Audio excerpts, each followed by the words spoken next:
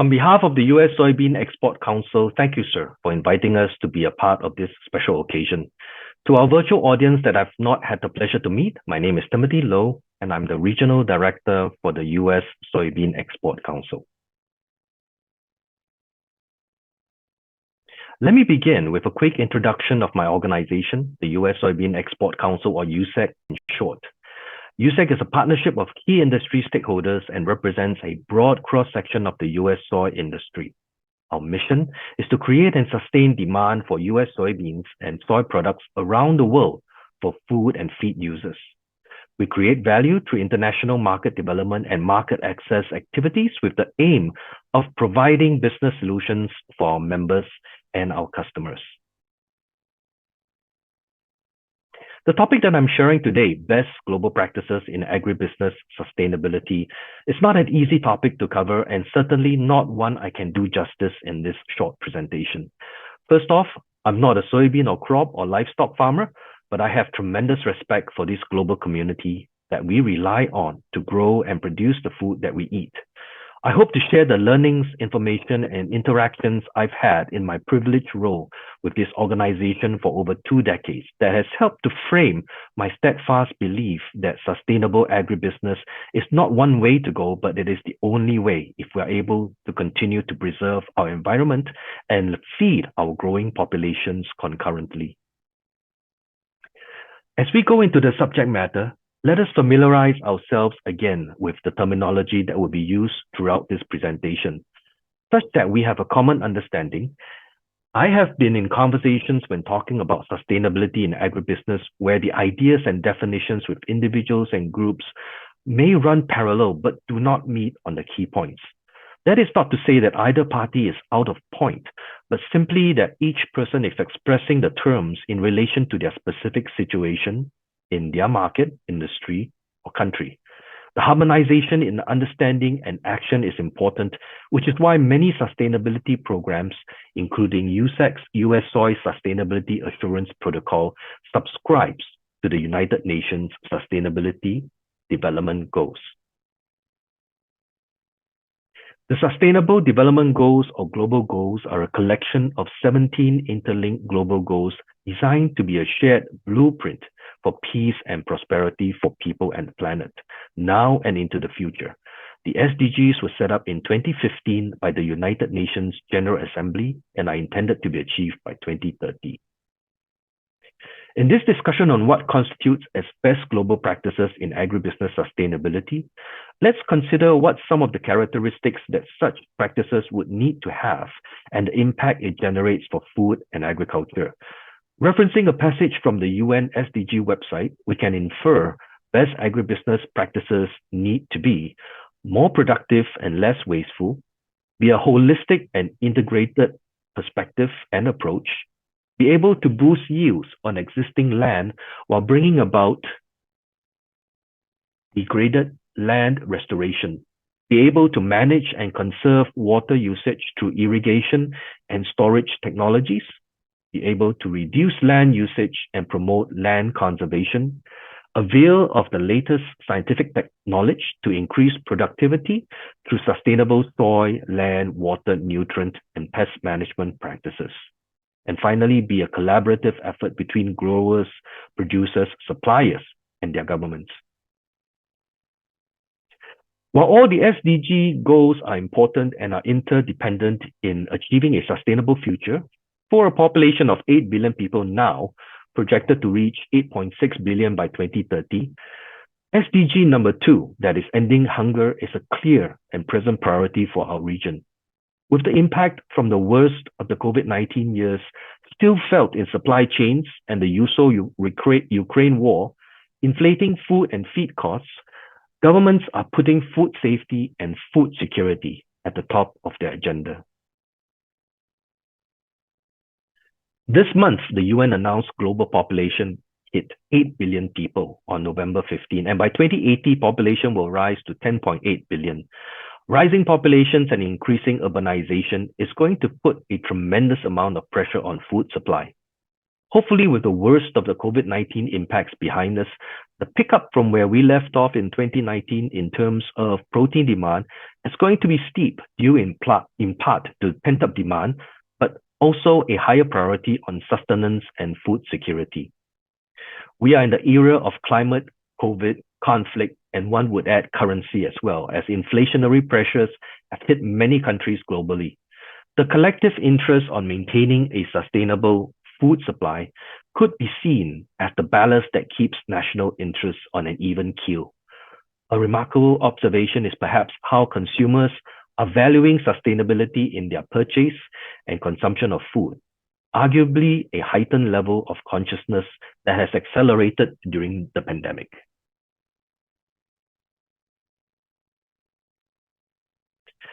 It is staggering when you consider that over 420 million people is going hungry and without food security in this day and age. And of that figure, South Asia and Southeast Asia combined accounts for 88%, or over 370 million. The figure of undernourished people in the Asia-Pacific region is projected to go up by about 1%. And if you consider just Southeast Asia alone, that is an estimated increase of 6 million people in 2022. In terms of food insecurity, South Asia and Southeast Asia accounted for over 930 million people, about 81% of the total number of food insecure people in Asia. Besides being a humanitarian crisis, food insufficiency and insecurity inhibits productivity, slows economic growth, and places unnecessary burden on health and education systems.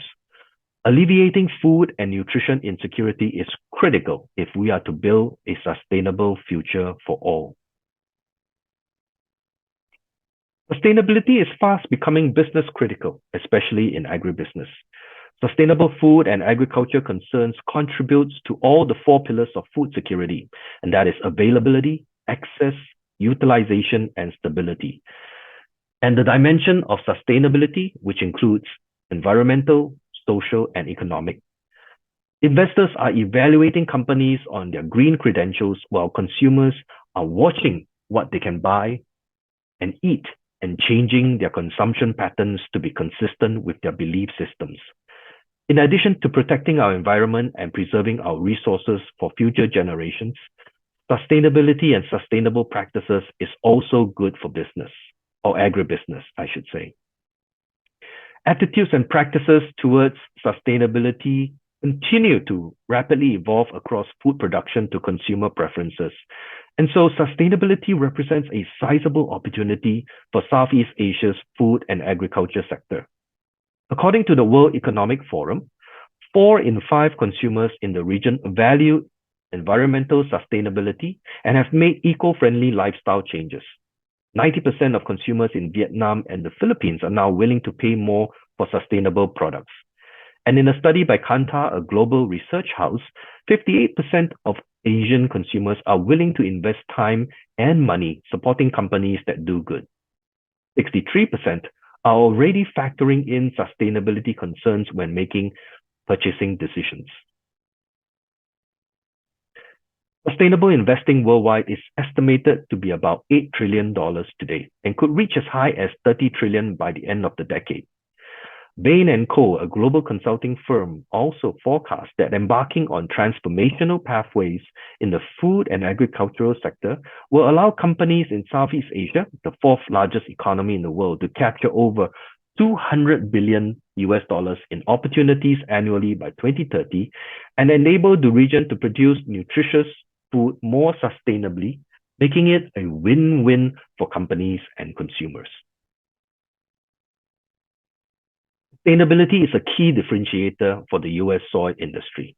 U.S. soybean farmers' conservation practices help them grow a sustainable soybean crop that is independently verified under the internationally recognized U.S. Soy Sustainability Assurance Protocol.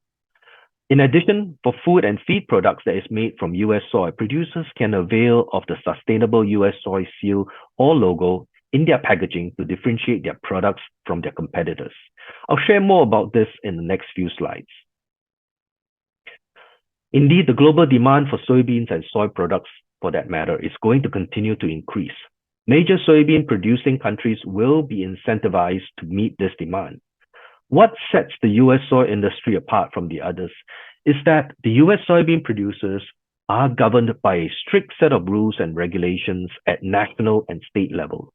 They also employ production practices that maintain the farm in the best condition, saving it for their next generation.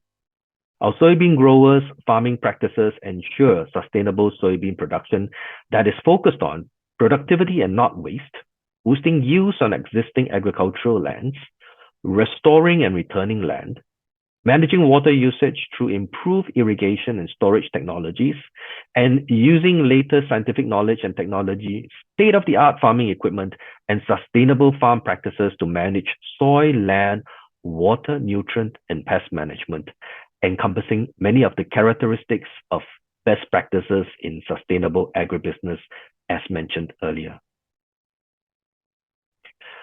In the latest field to market report published last year, since 1980, US soy farmers have reduced greenhouse gas emissions by 42%, reduced energy use by 45%, improved water efficiency by 61%, increased land efficiency by 47%, increased soil conservation by 35%, all the while increasing soybean production by 130% through technology and sustainable farming practices. US Soy is committed to advancing SDG 2 for zero hunger and is guided by specific targets within SDG 6 for water, SDG 12 for sustainable production and consumption, SDG 13 for climate action, SDG 15 for life on land, and SDG 17 for partnerships. For our US soybean producers, sustainability is not a destination but a journey of continuous improvement as our producers aim to further reduce land use impact by 10%, reduce soil erosion by additional 25%, increase energy efficiency by 10%, reduce total greenhouse gas emission by 10%. A brief introduction to the US Soy Sustainability Assurance Protocol, which embraces the 4 directives: maintain biodiversity and carbon stock in the environment, adopt sustainable production practices, protect public and labor health and welfare, and continuous improvement, as mentioned in the previous slide. Whether you are importing or using soy for food products or for feed users, the assurance of a product's sustainability credentials is an important consideration.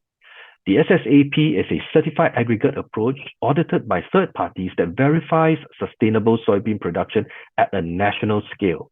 With US soy that is verified sustainable under the SSAP, companies have a competitive advantage buying US soy compared to soy from other countries. Again, the opportunity to use a trademark sustainable US soy logo on product packaging is offered to companies that source their products and soy products from the US.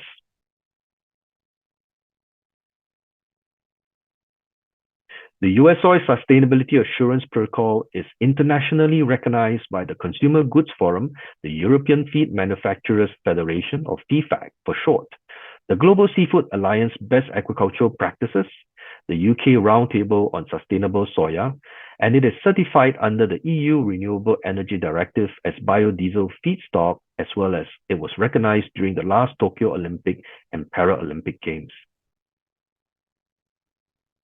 Our international customers of US soy throughout the supply chain are now able to better demonstrate their commitment to sourcing sustainable ingredients. The US Soy Sustainability Assurance Protocol has been expanded to allow the transfer of SSAP certificates up to 4 times. When you purchase US soy, you can distinguish a product from your competitors with the SUSS logo that is already being used in Taiwan, Korea, Japan, Colombia, the Dominican Republic, Vietnam, Indonesia, and the Philippines, as well as other countries. More than 30 companies have the SUSS logo on over 850 products.